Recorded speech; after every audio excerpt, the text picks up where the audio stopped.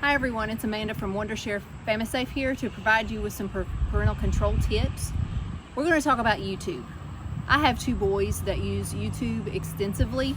I'm going to let one of them tell you why he likes it so much. Some of the reasons that I like watching YouTube is to help me with some of my hobbies. It'll teach you how to do things with those hobbies. Like one of my hobbies is fishing, and they can help me learn new techniques to use the lure and what kind of line is good for what baits and just what to use for fishing. YouTube can be a lot of fun and my boys love it, but it can also be dangerous, so we have to be careful. Besides the age inappropriate videos that could show up or objectionable videos, you could also find dangerous challenge videos, viral videos. If you'll remember back a year or two ago, there was one called the Momo Challenge. There was another one called the Whale Challenge. So there are videos that we have to be careful about. Not to mention the fact that YouTube can become addicted to YouTube. There's the autoplay that comes on and they can just keep watching video after video after video. So we have to be careful with that. We have to be supervising our children on YouTube. So what we're going to talk about today is how you can use YouTube Kids if you have a younger child. We'll talk about YouTube restricted mode, Chrome safe search settings that you can turn on, and we'll also talk about some third-party parental controls that can help make YouTube more child safe. One thing that you could do to keep your kids safer on YouTube, especially if they are below the teenage years, is to use the YouTube Kids part of YouTube instead of full-blown YouTube. YouTube Kids limits videos to curated family-friendly videos and channels, and there are also some educational videos. And then comments are disabled in those videos so that they don't stumble across some inappropriate comments as well. You can download these to your mobile devices like cell phones and tablets through the Google Play Store and the Apple App Store, or you can watch it on the web at kids.youtube.com. So we're going to do that. You do have to set up a profile, a parent profile, the first time and add your children to it. This will give you more controls. So we're going to go through these steps right here really quick. You're going to sign in with a parent's account. I'll pick one here. And password. And then once you are signed in, it takes you through a little tutorial. And you're going to add your profiles. So we're going to go through the steps of adding a profile for a child. It's going to ask you your password again. And you just put in their name, how old they are, when they were born, and then choose their age. And this tells you a little bit about what you've chosen in case you want to make some changes. And then you decide whether you want search to be on or off. If you leave it on, they can search for new videos, but still within YouTube Kids. And then it opens up into the profiles. When you're done, you've got your profiles there, and you choose the one that the child wants to use, and you're ready to go. Should you ever need to make any changes to the settings, you would go up here to the lock, and it's going to ask you a math question, but you can also set up your own passcode, and from there you can decide what kind of videos that you want your child to be able to use within YouTube Kids. Another way you can help keep your kids safer when using YouTube is to use something called restricted mode within YouTube. If you're using the apps, you can go into the app and click the account icon at the top right and choose settings and turn on restricted mode. If you are using it on the computer, always make sure that they're logged into an account instead of just browsing as a guest. You get more controls that way. So you would go up to their account. We're assuming I would be logged in as the child.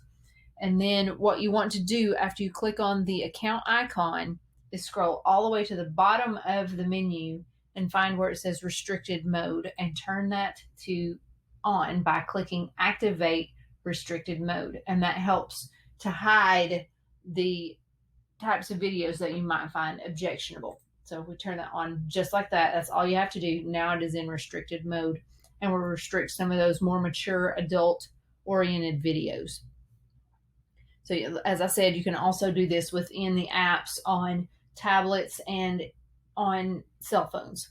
just by clicking on the account icon, choosing settings, and then turning on restricted mode.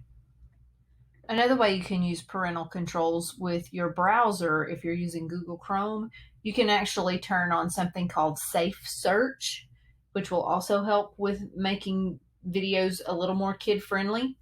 So to do that, you go to google.com/preferences, google.com/preferences.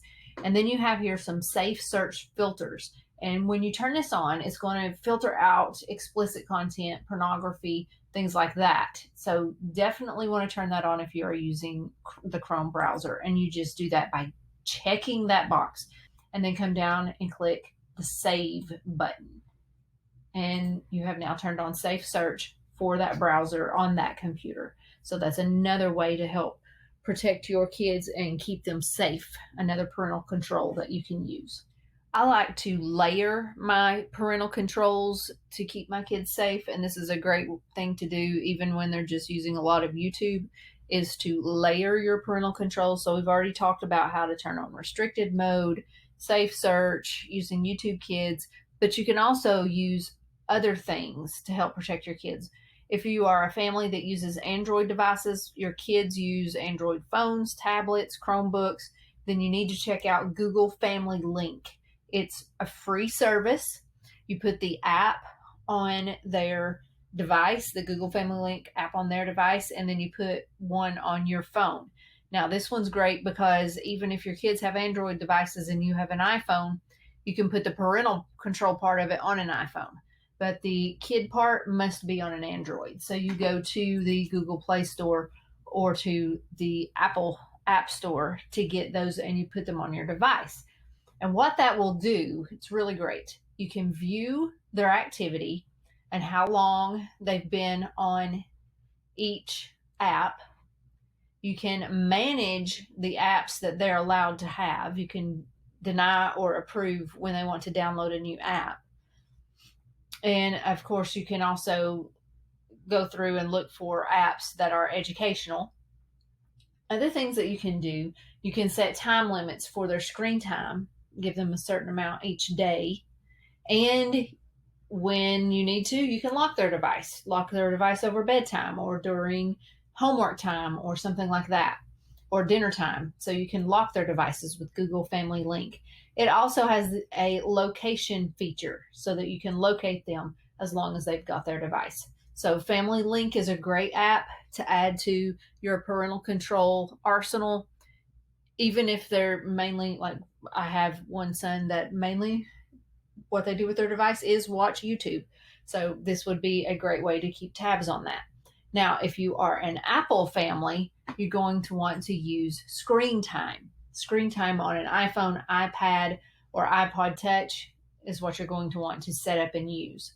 There's a couple of different ways you can do that. You'll want to turn on Screen Time.